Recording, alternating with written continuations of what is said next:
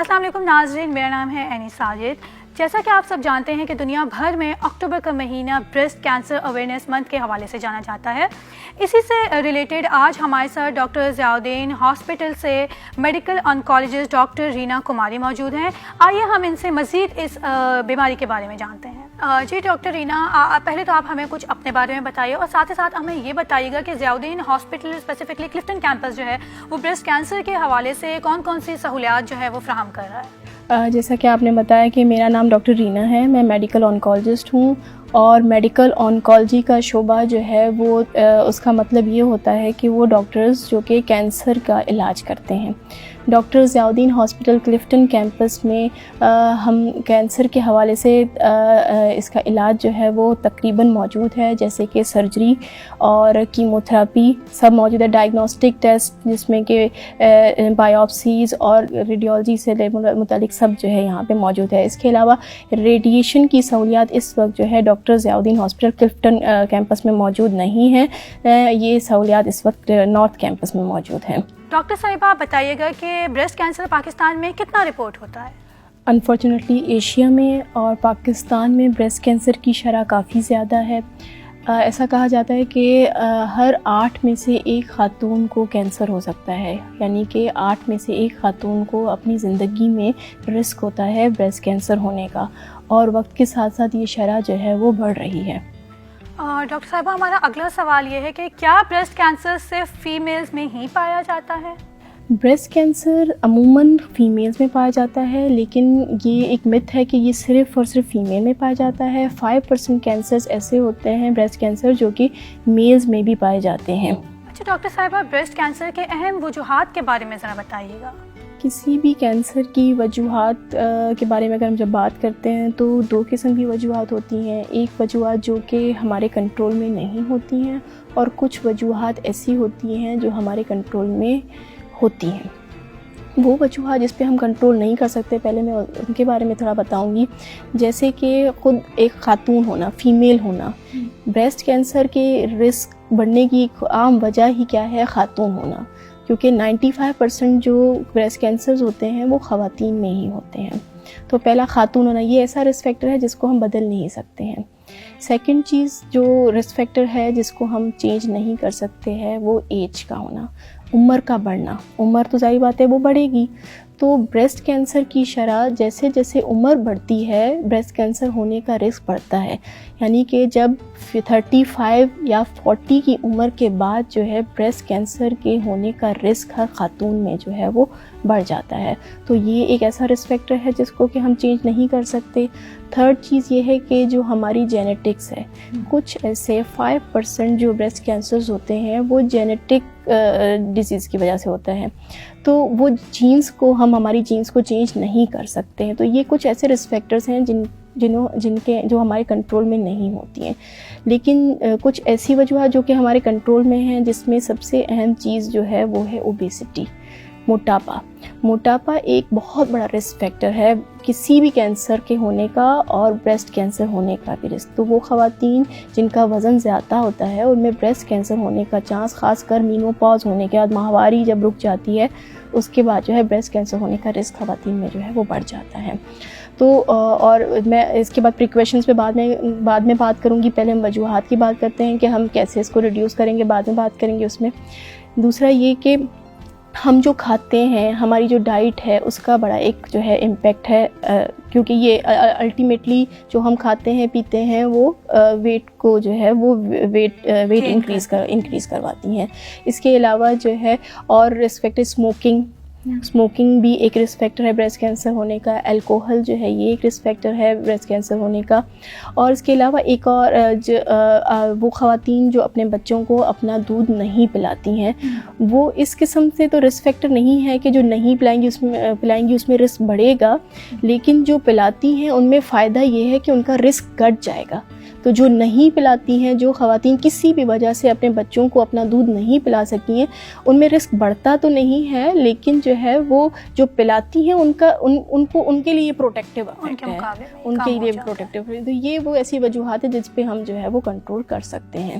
Doctor साहिबा बताइएगा कि ब्रेस्ट कैंसर के सिम्टम्स क्या होते हैं? ब्रेस्ट कैंसर के सिम्टम तो हमारे इस वक्त जो है हमारी खासकर यंग जनरेशन जो है वो काफ़ी अवेयरनेस रखती हैं, लेकिन फिर भी मैं एलाबोरेट ये करूँगी कि गिठली का होना, किसी भी लंप या गिठली का होना एक सिम्टम है, और ये वो गिठली है जो कि दर्द नहीं करती है। तो ये सिम्टम ये मालूम होना बहुत ज़रूरी है कि जो ब्रेस्ट कैंसर की जो गिल्टी होती है वो अमूमन दर्द नहीं करती है। तो जो दर्द ना करने वाली गिठलियाँ होती हैं वो ज़्यादा जो है वो उनके लिए जो है दिखाना जो है वो ख़तरे का बाज़ होती हैं, वो दिखाना जो है वो ज़रूरी होता है।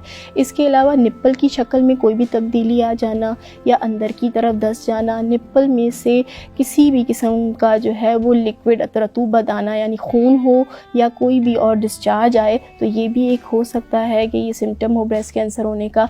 या जो ब्रेस्ट की शक्ल में तब्दीली हो जाना या स्किन का जो है वो धंस जाना या बगल में किसी किस्म की गुठली हो जाना, ये सब जो है वो सिम्टम्स हैं ब्रेस्ट कैंसर होने के। ये लोकल सिम्टम्स हैं, लेकिन अगर खुदा न खास्ता स्टेज 4 डिजीज़ हो तो उसमें अलग ही सिम्टम होंगे, जैसे बोन में पेन होना या पेट में दर्द या जो है वो सर में दर्द की शिकायत के साथ आना या सांस की तकलीफ़ के साथ आना।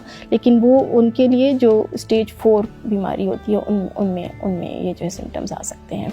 डॉक्टर साहब बताइएगा कि ब्रेस्ट कैंसर से किस तरह बचा जा सकता है? तो जो मैंने रिस्क फैक्टर बताए उन्हीं से ही प्रिवेंशन करनी है, जैसे कि मोटापे से बचने के लिए रेगुलर एक्सरसाइज। ऐसी बहुत सारी स्टडीज़ हैं जिनमें देखा ये गया है कि जो ख़वातीन रेगुलर एक्सरसाइज करती हैं उनमें रिस्क ऑफ ब्रेस्ट कैंसर या दूसरी मैलिग्नेंसीज होने का रिस्क जो है वो कम हो जाता है। दूसरा आपकी डाइट है, आप अपनी डाइट में जो भी मौसम का फल है, सब्ज़ी है, उनका इस्तेमाल ज़्यादा होना चाहिए।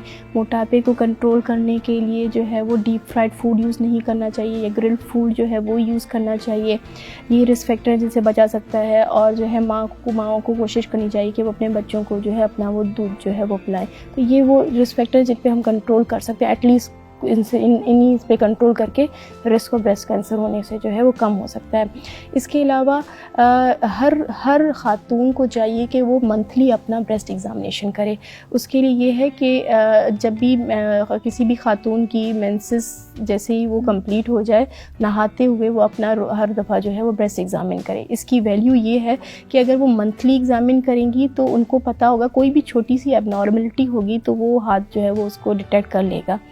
और मेमोग्राफी रिकमेंडेड है, जो ख़वातीन 35 या 40 साल की होती हैं उनमें ईयरली मेमोग्राम करवाना चाहिए। उसकी अफादियत ये है कि ईयरली ही क्यों करवाना चाहिए, उसकी अफादियत ईयरली क्यों है, क्यों नहीं 2 साल या 3 साल पे क्यों नहीं करवाना चाहिए, क्योंकि जो भी कोई एबनॉर्मलिटी अगर मेमोग्राफी पे आती है या लास्ट टाइम नहीं थी, ईयरली में कोई भी छोटी सी चीज़ जो होगी वो डिटेक्ट होगी। तो सीरियल जो मॉनिटरिंग है उसका ये फ़ायदा होगा कि कोई भी नई चीज़ होगी तो वो अर्ली डिटेक्ट हो जाएगी। कोई भी ऐसी चीज़ जो अब कैंसर में तब्दील होने वाली है वो भी मेमोग्राम जो है वो डिटेक्ट कर लेता है। तो मेमोग्राम हर ईयर 35 से 40 साल की उम्र के बाद करवाना ये एक प्रिवेंटिव मेजर है। इससे अर्ली डायग्नोज होंगे ब्रेस्ट कैंसर्स। अर्ली डायग्नोसिस से जो है वो क्योर का रेट उतना ही इंक्रीज़ होगा। डॉक्टर साहिबा मेमोग्राफी के बारे में ज़रा बताइएगा कि कितना फ्रीक्वेंट करवाना चाहिए, और इसके बारे में एक मिथ है कि ये काफ़ी पेनफुल प्रोसेस होता है, क्या ये सही है? अच्छा, ऐसा नहीं है। मेमोग्राफी एक पेनफुल प्रोसीजर तो नहीं है, और ये भी समझा जाता है कि मेमोग्राम की रेडिएशन होंगी और रेडिएशन से कैंसर हो सकेगा। तो ये एक मेमोग्राम जस्ट एक एक्सरे है, जैसे कि किसी नमूनिया के लिए या आम जैसे एक्सरेज करवाए जाते हैं, इतना लोग फ्रीक्वेंटली कराते हैं, तो ये एक एक्सरे ही है। और इसमें रेडिएशन की जो मिकदार होती है वो काफ़ी कम होती है, तो उससे कैंसर नहीं होता। लेकिन ये एक प्रिवेंटिव मेजर है, 35 या 40 साल के बाद ईयरली जो है वो करवाना चाहिए। अच्छा डॉक्टर साहब, हमारे ऑडियंस के लिए बताइएगा कि क्या ब्रेस्ट कैंसर जेनेटिक या हेरिडिटरी डिजीज़ है? ज़्यादातर जो ब्रेस्ट कैंसर्स होते हैं वो किसी एनवायरमेंटल फैक्टर या किसी और वजह से होते हैं, 90 to 95%। लेकिन 5 to 10% ऐसे कैंसर्स ब्रेस्ट कैंसर हैं जो फैमिली में रख करते हैं, मदर या फादर किसी की फैमिली से भी जो है वो आ सकता है, और वो जेनेटिक म्यूटेशंस होती हैं स्पेसिफिक उनमें। तो जस्ट इनका रेशो कम है, 5 to 10% हम कहते हैं। कुछ मेडिसिन जैसे कि बर्थ कंट्रोल पिल्स होती हैं या हार्मोनल टैबलेट्स होती हैं, डॉक्टर साहबा उनके बारे में अमूमन ये कहा जाता है कि इनसे ब्रेस्ट कैंसर के चांसेस जो हैं वो और ज़्यादा बढ़ जाते हैं, तो क्या वाकई ऐसा है? آپ کا سوال یہ ہے کہ برتھ کنٹرول پلز سے جو ہے وہ بریسٹ کینسر کا انکریز ہوتا ہے، تو وہ پلز جس میں ایسٹروجن کی مقدار زیادہ ہوتی ہے وہ ایک رسک فیکٹر ہے کہ وہ بریسٹ کینسر کاز کروا سکتی ہے۔ ابھی تو پہلے زمانے میں زیادہ ہوتا تھا، جو برتھ کنٹرول پلز ہوتی ہیں وہ اونلی ایسٹروجن ٹیبلٹس ہوا کرتی تھیں، تو ان کے ساتھ زیادہ ہے۔ لیکن اس وقت جو اورل کنٹراسیپٹیو پلز جو ہوتی ہیں دے ہیو کمبینیشن ایسٹروجن اور پروجسٹرون کی کمبینیشن کے ساتھ ہوتے ہیں، تو ان کے ساتھ رسک کم ہے، لیکن اونلی ایسٹروجن جو ریپلیسمنٹ تھراپی کے طور پہ یوز کرتے ہیں پوسٹ مینوپاز اور وومن میں، تو جو ایسٹروجن کی مقدار ہوگی بالکل وہ ڈیفینیٹلی اس کا وہ رسک انکریز کرتی ہے بریسٹ کینسر ہونے کا۔ اچھا ڈاکٹر صاحبہ، کہا جاتا ہے کہ اسموکنگ یا یوز آف باڈی اسپرے یا کوئی اسپیسیفک ٹائپ کے کلودنگ مٹیریل ہوتے ہیں، ان سے بھی بریسٹ کینسر کے چانسز جو ہیں وہ بہت زیادہ بڑھ جاتے ہیں، تو کیا واقعی ان سب چیزوں کا کوئی کنیکشن یا کوئی لنک ہے بریسٹ کینسر سے؟ اسموکنگ کا تو smoking is a well known risk factor for breast cancer, smoking سے بالکل رسک انکریز ہوتا ہے، لیکن اس کے علاوہ ڈیوڈرنٹ اور کلوتھنگ کے یہ سب متس ہیں، یعنی کہ یہ ایک جو ہے صرف سوچی سمجھی ہوئی ایک وہم کہہ سکتے ہیں ہم کو، یہ وہم ہے کہ ڈیوڈرنٹ وغیرہ کسی بھی کیمیکل، اگر آپ نمک بھی زیادہ آپ کسی چیز میں یوز کر لیں تو وہ ویسے ہی خطرناک ہوتا ہے، تو کسی بھی کیمیکل کا زیادہ مقدار یوز کرنا واقعی خطرناک ہے۔ لیکن یہ جو ڈیوڈرنٹ ہیں، پرفیومز ہیں، یہ ایک کمپنیز جب بناتی ہیں تو بہت ایک سوچ سمجھ کے وہ بناتی ہیں، تو ان کے یوز سے جو ہے وہ کوئی ایسی ریسرچ موجود نہیں ہے کہ جس سے بریسٹ کینسر کا رسک انکریز ہوتا ہو، نہ ہی کوئی ایسی کلوتھنگ کے مٹیریلز ہیں، تو یہ متس ہیں، ہم کو متس کہیں گے۔ اچھا ڈاکٹر صاحبہ، جیسا کہ سب لوگ جانتے ہیں کہ اکتوبر کا مہینہ اسے کہا ہی بریسٹ کینسر اویئرنیس منتھ کہا جاتا ہے، سو اس سے متعلق آپ بالکل کوئی اپنا ایک میسیج دینا چاہیں ہماری آڈینس کے لیے؟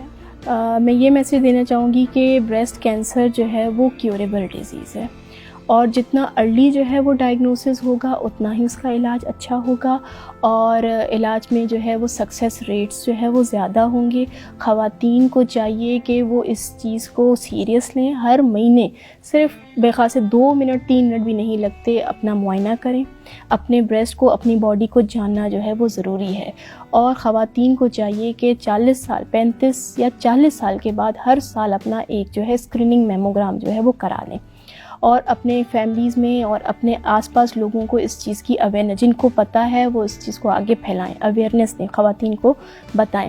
ایون اور اب جو ہے وہ ایون اسٹیج 4 اگر ڈیزیز خدا نخواستہ کسی کو اسٹیج 4 ڈیزیز بھی ڈائگنوز ہوتی ہے تو اس کے لیے بھی یہ کہ اب ہمارے پاس اتنی اچھی جو ہے وہ علاج موجود ہے، میڈیسنز اتنی اچھی موجود ہیں کہ اس کو اسٹیج 4 کو ہم ایک کرونک ڈیزیز کر کے ٹریٹ کرتے ہیں، جیسے ڈائبٹیز کسی کو ہو یا ہائپر ٹینشن کسی کو ہو تو وہ ایک کرونک ڈیزیز ہوتی ہے جس کے ساتھ وہ علاج کے ساتھ اپنی زندگی جو ہے وہ گزارتے ہیں، تو بالکل اسی طرح سے اسٹیج 4 ڈیزیز میں بھی پیشنٹس جو ہے وہ علاج کے ساتھ اپنی ایک اچھی زندگی گزار سکتے ہیں، 50 زندگی گزار سکتے ہیں۔ تو میرا یہی میسج ہے کہ اپنے باڈی کو جانیں۔ Thank you so much doctor صاحبہ، آپ نے بہت ڈیٹیل میں ہمیں بریسٹ کینسر کے حوالے سے اویئر کیا، ہمارے ساتھ ساتھ ہمارے آڈینس کو بھی یقیناً بہت معلومات بریسٹ کینسر کے حوالے سے ملی ہوگی۔ اسی کے ساتھ ہم آپ سے اجازت چاہتے ہیں۔